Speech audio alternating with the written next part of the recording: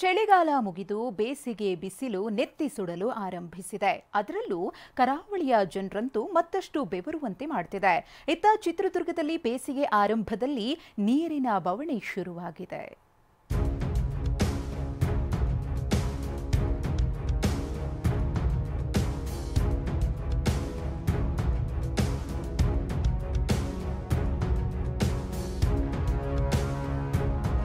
ನೆತ್ತಿ ಸುಡುತ್ತಿರುವ ಬಿಸಿಲು, ಎಳನೀರು, ತಂಪು ಪಾನೀಯಗಳ ಮೊರೆ ಹೋಗಿರುವ ಜನರು.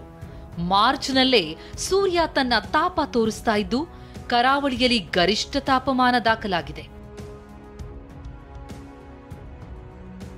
ಬಿಸಿಲಿನ ಪ್ರತಾಪಕ್ಕೆ ತತ್ತರಿಸಿದ ಕರಾವಳಿ ಜನ. ಮಂಗಳೂರಿನಲ್ಲಿ ಗರಿಷ್ಠ 40.5 ಡಿಗ್ರಿ ಸೆಲ್ಸಿಯಸ್ ತಾಪಮಾನ. ಬಿಸಿಲು, ಸುಡು ಬಿಸಿಲು. ಮಂಗಳೂರಲ್ಲಿ ಸೂರ್ಯನ ತಾಪ ದಿನದಿಂದ ದಿನಕ್ಕೆ ಹೆಚ್ಚಾಗ್ತಾ ಇದೆ. ಒಂದ್ ಕಡೆ ರಣಬಿಸಿಲು, ಮತ್ತೊಂದ್ ಕಡೆ ಸೆಕೆಗೆ ಕಿತ್ತು ಬರುತ್ತಿರುವ ಬೆವರಿನಿಂದ ಜನ ಸುಸ್ತಾಗಿ ಹೋಗಿದ್ದಾರೆ. ಹೀಗಾಗಿ ಎಳನೀರು, ತಂಪು ಪಾನೀಯಗಳ ಮೊರೆ ಹೋಗ್ತಿರುವ ದೃಶ್ಯ ಸರ್ವೇ ಸಾಮಾನ್ಯವಾಗಿದೆ.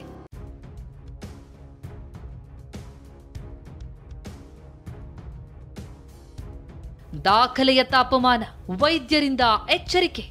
ಇನ್ನು ದಕ್ಷಿಣ ಕನ್ನಡದಲ್ಲಿ ನಿನ್ನೆ ರಾಜ್ಯದಲ್ಲೇ ಅತಿ ಹೆಚ್ಚು ಅಂದ್ರೆ 40.5 ಡಿಗ್ರಿ ಸೆಲ್ಸಿಯಸ್ ತಾಪಮಾನ ದಾಖಲಾಗಿದೆ. ಇದರಿಂದಾಗಿ ಸನ್ಸ್ಟ್ರೋಕ್ನ ಭೀತಿ ಕಾಡ್ತಾ ಇದ್ದು ವೈದ್ಯರು ಎಚ್ಚರಿಕೆಯಿಂದಿರಲು ಸೂಚಿಸಿದ್ದಾರೆ. ವಿಶೇಷವಾಗಿ ಮಕ್ಕಳಿಗೆ ಮತ್ತು ಆಸಕ್ತರಿಗೆ, ವೃದ್ಧರಿಗೆ ಜೊತೆಯಲ್ಲಿ ಸದಾ ಶುದ್ಧವಾದ ಕುಡಿಯೋ ನೀರನ್ನು ಇಟ್ಕೊಳ್ಬೇಕು.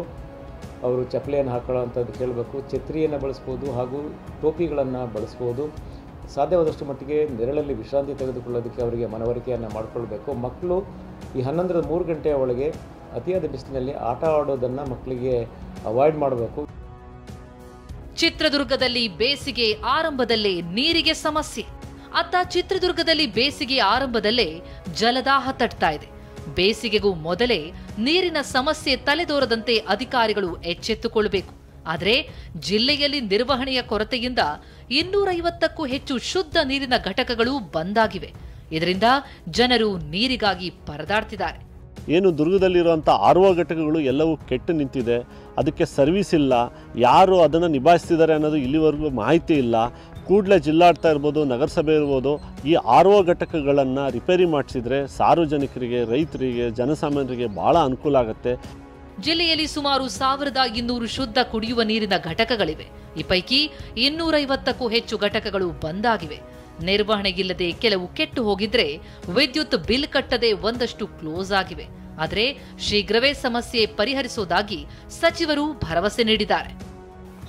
ಅದು ಜಿಲ್ಲಾಡಳಿತ, ಜಿಲ್ಲಾ ಪಂಚಾಯಿತಿ ಇದನ್ನು ಕ್ರಮ ತಗೊಂಡು ಯಾವುದೇ ಕಾರಣಕ್ಕೂ ಕಟ್ಟ ಕಡೆಯ ಹಳ್ಳಿಗೂ ಕೂಡ ನೀರಿನ ಅಭಾವ ಆಗಬಾರದು ಅನ್ನೋ ಉದ್ದೇಶದಲ್ಲಿ ಕ್ರಮ ತಗೊಳ್ತಾ ಇದೆ. ಕರಾವಳಿ ಜನ ಬಿಸಿಲ ಬೇಗೆಯಿಂದ ತತ್ತರಿಸಿದ್ರೆ ಇತ್ತ ಚಿತ್ರದುರ್ಗದಲ್ಲಿ ನೀರಿನ ಬವಣೆ ಶುರುವಾಗಿದೆ. ಮಂಗಳೂರಿನಿಂದ ಅಶೋಕ್ ಜೊತೆ ಬಸವರಾಜ್ ಮುದನೂರ್, TV9 ಚಿತ್ರದುರ್ಗ.